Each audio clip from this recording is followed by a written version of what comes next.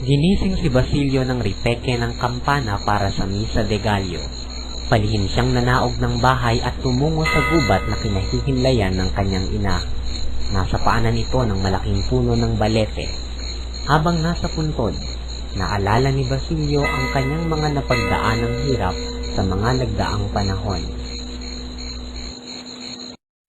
Nang mamatay ang kanyang ina, nilisan niya ang San Diego upang magpaalila at makapag-aral sa Maynila. Ngunit maraming beses siyang nabigo.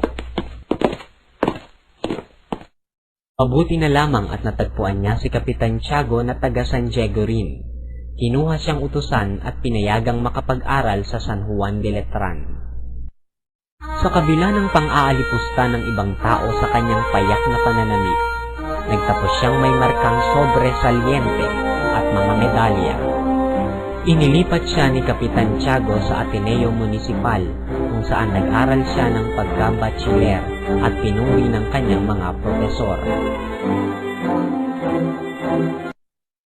2 buwan na lamang matatapos na niya ang medisina. Mapapakasalan na rin niya si Judy.